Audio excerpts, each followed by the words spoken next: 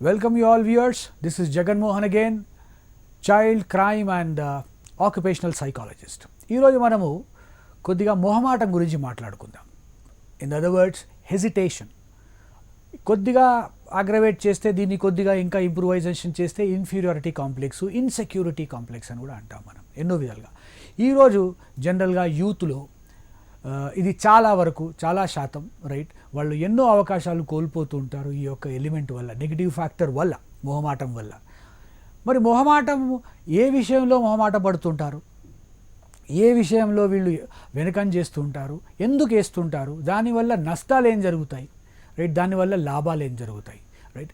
నష్టాలు చాలా జరుగుతాయి, లాభం అనేది ఎప్పుడు చాలా కొద్దిగా. ఎప్పుడైనా సిచ్యువేషన్ అంటారు కదా, ఎక్కువగా గొడవ చేయకుండా ఎక్కువగా ఇబ్బంది పడొద్దు అని అంటే నువ్వు దూరం జరిగిపో అంటారు. అదంతవరకు ఓకే, డ్యామేజ్ జరిగే పరిస్థితుల్లో ఓకే, కానీ అదర్వైజ్ అది ఏ విధమైన లాభం కూడా మీకు చేయదు రైట్. బేసికల్గా మొహమాటంకి వస్తే ఏ విషయాలలో మొహమాట పడుతుంటారు రైట్. బేసిక్గా పిల్లల దగ్గర నుంచి తీసుకుంటే school, education, career, job, finance. పెద్దవాళ్ళ దగ్గరకు వస్తే హెల్త్ రైట్, ఫైనాన్సెస్. అదేవిధంగా రైట్ ఎన్నో విషయాలలో కొన్ని నిర్ణయాలు తీసుకునే దగ్గర వాళ్ళు ఎవరి దగ్గర సలహా తీసుకోకుండా ముందుకు వెళ్ళిపోతూ ఉంటారు.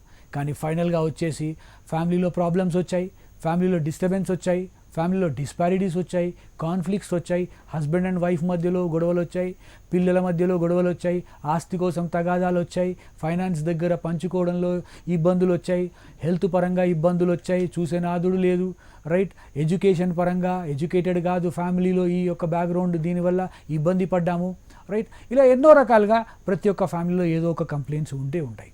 సో బ్రాడ్లీ ఈ ఒక 5-6 పాయింట్ల కింద చెప్పాలంటే మీకు, ఒకటి, కుటుంబ పరంగా ఏది జరిగినా ఏది ఉన్నా సరే కుటుంబంలో పెద్ద మనిషి ఎవరైతే ఉంటారో, అది గార్డియన్గా మెంటార్గా ఎవరైతే ఉంటారో వాళ్ళకి ఈ విషయాలు చెప్పడం చాలా ఇంపార్టెంట్ విషయం రైట్. ఫ్యామిలీ గురించి, కుటుంబ విషయాలలో ఏ విధమైన తేడా జరిగినా సరే, కొత్తగా మ్యారీడ్ కపుల్స్, మన దగ్గర ప్రీ మ్యారిటల్ కౌన్సిలింగ్ అనేది ఏది జరగదు. సో కొత్తగా మ్యారేజ్ చేసుకున్నప్పుడు వాళ్ళకి తగిన డైరెక్షన్ ఇవ్వడం కూడా చాలా ఇంపార్టెంట్. కొత్తగా జాబ్లో జాయిన్ అవుతున్నప్పుడు వాళ్ళకి సరి అయిన డైరెక్షన్ వాళ్ళకి ఇవ్వడము, వాళ్ళు డైరెక్షన్ తీసుకోవడం కూడా చాలా ఇంపార్టెంట్. రిసెప్టివిటీ, ఫీడ్బ్యాక్కి చాలా ఓపెన్గా ఉండాలి. ఏదైనా సరే నిర్ణయం మీదే కావచ్చు, చాలా గట్టిది కావచ్చు రైట్, హిమాలయాలంత గట్టిగా కావచ్చు, కానీ మీరు సరైన నిర్ణయం తీసుకోకపోతే రైట్ అక్కడి నుంచి కిందికి జారే పరిస్థితి కూడా జరుగుతుంది మీతోటి రైట్. కుటుంబ పరంగా ఎన్నో విషయాలు, పెద్దల విషయంలో, పిల్లల విషయంలో, రెస్పాన్సిబిలిటీ విషయంలో, అకౌంటబిలిటీ విషయంలో రైట్, ఎవరు బాధ్యులు, ఎవరు ఏది మంచి జరిగితే ఎవరు బాధ్యులు, చెడు జరిగితే ఎవరు బాధ్యులు రైట్. రెస్పెక్ట్ ఇవ్వడము, ఒకరికొరు అండర్స్టాండింగ్ చేసుకోవడము రైట్. ఏమాత్రం మొహమాట పడకుండా ఒకరికొరు మెచ్చుకోవడము రైట్. బేసిక్గా అంటారు కదా సైకాలజీలో, ఒక మనిషి 2 మ్యానుఫ్యాక్చరింగ్ డిఫెక్ట్స్ పుడతాడని, non appreciative and non cooperative. అంటే ఒకరిని మెచ్చుకోడు, ఇంకొకరికి సపోర్ట్ చేయడు.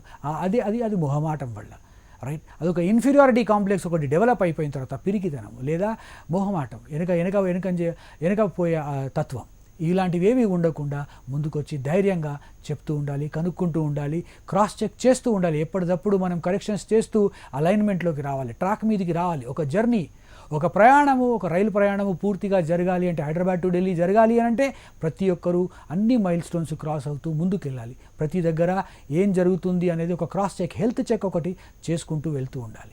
ఎలా జరుగుతుంది, ప్రపంచం ఎలా ఉంది, ఏది జరుగుతుంది, ఎలాంటి పరిస్థితుల్లో మనం మన జాగ్రత్తలు తీసుకోవాలి, ఎవరి దగ్గర జాగ్రత్త విషయాలు పాటించాలి, ఎక్కడ జాగ్రత్తగా ఉండాలి, 10 మందికి మనం జాగ్రత్త ఎలా నేర్పియాలి, ఒకరికొరు మ్యూచువల్ ఎక్స్చేంజ్ చేస్తూ ముందుకు వెళ్తూ ఉండాలి. అలానే హెల్త్ పాయింట్ ఆఫ్ ఇట్, ఏదైనా ఇబ్బంది జరిగినప్పుడు అది ఎలాంటి మైనర్ ఇష్యూ అయినా జరగవచ్చు, అది ఫిజికల్ డ్యామేజ్ కావచ్చు, మెంటల్ డ్యామేజ్ కావచ్చు, ఇమోషనల్ డ్యామేజ్ కావచ్చు, ఏ విధమైన డ్యామేజ్ అయినా కావచ్చు. అలాంటి డ్యామేజ్ జరిగినప్పుడు, అలాంటి కొద్ది మైనర్ డ్యామేజ్, ఇంజురీ కానీ ఏది జరిగినా సరే ఇమ్మీడియట్గా ఒక డాక్టర్ని కానీ, ఒక కౌన్సిలర్ని కానీ రైట్, ఒక హెల్త్ ప్రాక్టీషనర్ని కానీ ఎవరినో ఒకరిని మనము సలహా తీసుకోవడము వెనకంజ వేయకూడదు. ముందుకు వెళ్ళి చెప్పుకోవాలి, నా దగ్గర ప్రాబ్లం ఉంది, షుగర్ పేషెంట్ని నేను రైట్, బీపీ పేషెంట్ని నేను, నాకు టెంపరమెంట్ ప్రాబ్లమ్స్ ఉన్నాయి, థైరాయిడ్ ప్రాబ్లమ్స్ ఉన్నాయి రైట్, నాకు ఏదో మూడ్ డిజార్డర్స్ ఉన్నాయి, ఈటింగ్ డిజార్డర్స్ ఉన్నాయి, స్లీపింగ్ డిజార్డర్స్ ఉన్నాయని అన్ని విధాలుగా ప్రతి ఒక్క పాయింట్ ఏమాత్రము వెనక ముందు ఆలోచించకుండా రైట్ ముందుకు వెళ్ళేసి సలహా తీసుకుంటూ ఉండాలి. That is very very important. Health ఎన్నో విషయాలలో మనము మ్యారేజ్ పార్టీస్ కానీ వెళ్తుంటాము, బర్త్డే పార్టీస్ కానీ వెళ్తుంటాము, షుగర్ పేషెంట్గా ఉండి స్వీట్ తినకూడదు, బీపీ పేషెంట్గా ఉండి ఎక్కువగా సాల్ట్ ఉన్న తినకూడదు. అలానే థైరాయిడ్ కూడా డిజార్డర్స్, ఈటింగ్ డిజార్డర్స్ కానీ స్లీపింగ్ డిజార్డర్స్ కానీ డెవలప్ చేసుకోకూడదు. ఎక్కువగా తినకూడదు, రైట్, తక్కువగా కూడా తినకూడదు. ఆ మాదిరిగా తనకంటూ ఒక డైట్ ప్లాన్ ఉండాలి, హెల్త్ ప్లాన్ ఉండాలి. సలహా ఎక్కడెక్కడైతే తీసుకోవాలో ప్రతి ఒక్కరి దగ్గరికి ముందుకెళ్ళి సలహాలు తీసుకుండాలి, అవన్నీ సలహాలన్నీ పాటిస్తూ ఉండాలి. ఇదొక పాయింట్. దాని తర్వాత వచ్చేసి మీకు ఎడ్యుకేషన్ పరంగా మీరు ఏ విద్యలో, ఏ కళలో మీ యొక్క చాయిస్ ఏదైతే ఉంటుందో, మీకు మ్యాథ్స్ ఫేవరెటా, సైన్స్ ఫేవరెటా, ఫిజిక్సా, కెమిస్ట్రీయా, ఇంగ్లీష్ లాంగ్వేజా, లిటరేచరా, music, maths, sports, right, physical education, right, ఎలాంటి ఎడ్యుకేషన్తో మీరు మోటివేట్ అవుతున్నారు, మీ ఎడ్యుకేషన్ మీకు ఏ విధంగా మీకు హెల్ప్ చేస్తుంది, దాని యొక్క అంతిమ స్టాప్ ఏది ఉంది అంటే గోల్ సెట్టింగ్, ఎండ్ స్టాప్ అనేది మీరు ఎంతవరకు దానిలో రాణించగలరు, ఇవన్నీ ఒక స్ట్రాటజీ మీరు చేసుకోవాల్సిన చాలా అవసరం ఉన్నది ఇక్కడ. ఎడ్యుకేషన్ ఏదో ర్యాండమ్గా గుంపులో గోవిందా గొర్రెల మందులో మనం రైట్ వెళ్ళిపోకూడదు. మా కాలనీ వాళ్ళందరూ ఇంజనీరింగ్ చేశారు, మా పిల్లలందరూ డాక్టర్ చేస్తున్నారంటే తనకి ఇంట్రెస్ట్ ఉండకపోవచ్చు, అబ్బాయికో అమ్మాయికో. సో మీరు వాళ్లకు ఫ్రీడమ్ ఇవ్వాలి, కానీ ఎక్కువగా మిస్యూజ్ చేయడానికి కానీ ఓవర్ యూజ్ చేయడానికి కానీ ఫ్రీడమ్ ఇవ్వడం కాదు.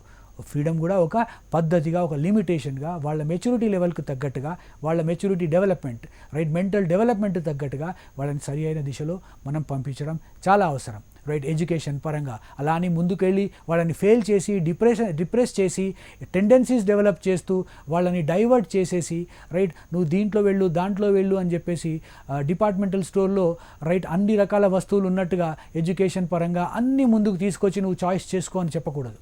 వాళ్ళని ఒక స్క్రీనింగ్ చేయాలి, రైట్. వాళ్ళ కాంప్రహెన్సివ్ ఇంట్రెస్ట్ షెడ్యూల్ అని ఒకటి ఉంటుంది, కొన్ని సైకోమెట్రిక్స్ ఉంటాయి. వాళ్లకు కావాల్సిన వెరీ ఇంపార్టెంట్ సబ్జెక్ట్స్ ఏవి, ఇంపార్టెంట్ కానీ కాకుండా వాళ్ళు ఏ సబ్జెక్ట్లో మోటివేట్ అవుతుంటారు, దేంట్లో వాళ్ళు ప్రతి ఒక్కటి ఏబిసిడి తెలిసి ఉంటుంది వాళ్ళకి, ప్లస్ వాళ్ళకి ఇంట్రెస్ట్ ఉంటుంది, దాని మీద ఏకాగ్రత ఉంటుంది, కాన్సన్ట్రేషన్ ఉంటుంది, డెడికేషన్ ఉంటుంది. వాళ్ళు చేస్తూ ఎంజాయ్ చేస్తుంటారు, loving their job, loving their work. అలాంటిది ఏది చేస్తుంటారు వాళ్ళని అదే దిశలో ముందుకు తీసుకెళ్లాల్సిన అవసరం ఉంది.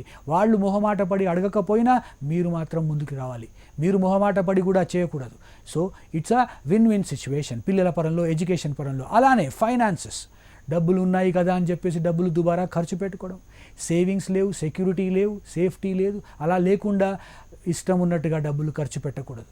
ఎంతో డబ్బులు సంపాదన మొదలు పెట్టగానే మనకు మార్కెట్లో ఉన్న ఇన్వెస్టర్స్ కానీ, రైట్, ఎవరైతే సేల్స్ మెన్ కానీ ప్రతి ఒక్కరు మన దగ్గరికి వచ్చేసి మీ పార్టీ కాంట్రిబ్యూషన్ ఇవ్వండి, మీకు ఇది చేస్తాము అది చేస్తాము అని ఎన్నో రకాలుగా మభ్యపెడుతూ ఉంటారు, ఎన్నో రకాలుగా మంచి కూడా చేస్తుంటారు, చెడు కూడా చేస్తుంటారు. సో మీరు దాంట్లో స్టాండ్ తీసుకోవాలి, నలుగురితో చెక్ చేసుకోవాలి, ఎన్ని ఇన్సూరెన్స్ పాలసీస్ ఉన్నాయి, ఎన్ని మ్యూచువల్ ఫండ్స్ ఉన్నాయి, రైట్, ఎన్ని డిపాజిట్స్ ఉన్నాయి, ఎంత ప్రాపర్టీ కోసం మనీ బ్లాక్ చేసి ఉన్నారు, రైట్. అనవసరమైన మనీ బ్లాకింగ్ అవసరం లేదు. ఉన్నంత వరకు హ్యాపీగా దేశాలు తిరగండి, రైట్, రాష్ట్రాలు తిరగండి, రైట్. కావాల్సిన ఓవర్సీస్ ఎడ్యుకేషన్కి వెళ్ళండి ముందుకి. ఆ డబ్బుని మనము ఏ విధంగా డబ్బు మిమ్మల్ని రిమోట్ కంట్రోల్ చేసినట్టుగా ఉండకూడదు, మీరు డబ్బుని కంట్రోల్ చేయాలి, right. That is the way how you have to look at money point of it, right. Finance పరంలో చాలా జాగ్రత్తగా మనము ఆలోచన చేస్తుండాలి. క్రెడిట్ కార్డ్స్ ఇస్తున్నారు కదా అని 4-5 credit cards, 6-7 credit card, 10-12 credit cards తీసుకోవద్దు.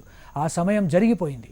ఇప్పుడు చాలా జాగ్రత్తగా ఉండాలి. Credentials, credit rating, CIBIL report అని ఎన్నో రకాలుగా మీ వెనక ఈ బ్యాంకర్సు, కలెక్షన్ ఏజెంట్స్ వీళ్ళందరూ పడుతూనే ఉంటారు. మీరు తొందరపడి అన్ని రకాలుగా నేను ఆడుకుంటాను, డబ్బులతో నాకు ఏ విధమైన ఎలాంటి గేమ్ అయినా ఆడుతుంటాను, నాకు తెలుసు అవి తెలుసు అని చెప్పేసి ఓవర్ ఎక్స్పెక్టేషన్స్తో ముందుకు వెళ్ళకూడదు, ఓవర్ ఇన్వెస్ట్మెంట్లు చేయకూడదు, రైట్. నష్టపోయినప్పుడు మీ దగ్గరికి ఎవరు రారు, మీ దగ్గర డబ్బులు ఉన్నప్పుడే అందరూ వస్తారు, రైట్.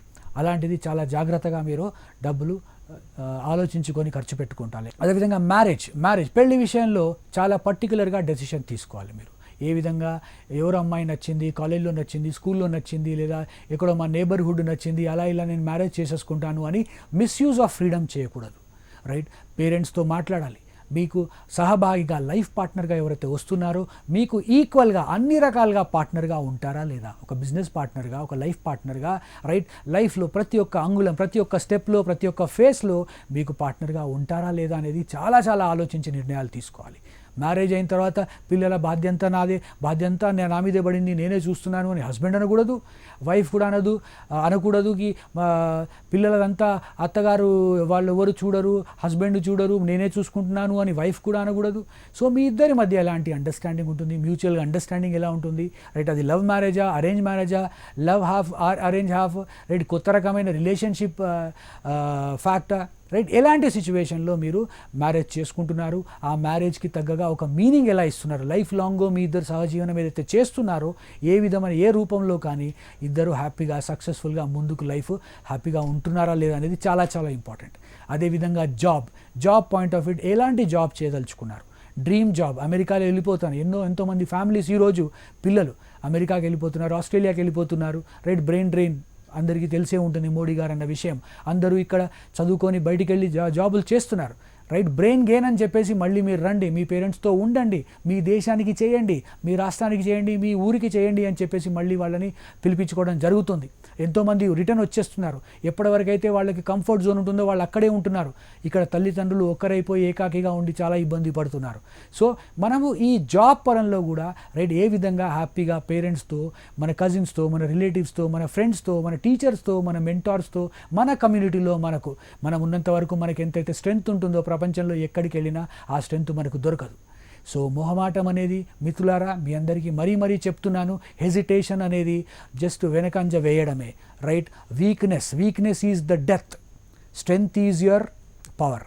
సో మనం ముందుకు రావాలి, జీవితంలో ముందుకు పోవాలి, అడుగడుగునా మనకు ఏమాత్రం ఎలాంటివి కూడా ఇబ్బందులు జరగకూడదు, అబ్స్టకల్స్ ఏవి ఏర్పడకూడదు. ప్రతి విషయంలో మనం చాయిస్ చేసుకున్న ప్రతి ఒక్క ఏరియాలో మనము ఒక అజైల్గా ముందుకు పోవాలి అంటే ఫస్ట్ ఆఫ్ ఆల్ మనము మొహమాటం అనే పురుగుని మన మైండ్లో నుంచి తీసేయాలి.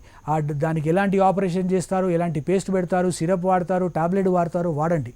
లేకపోతే ఒక కౌన్సిలర్ దగ్గరికి వెళ్ళండి, అక్కడ కౌన్సిలింగ్ చేయించుకోండి, రైట్? ఏ విధంగా కూడా మీకు మొహమాటం మిమ్మల్ని ఇబ్బంది పెట్టకుండా ఉండాలని నా మనసారా కోరుకుంటున్నాను. Wish you all the best. Thanks for watching me.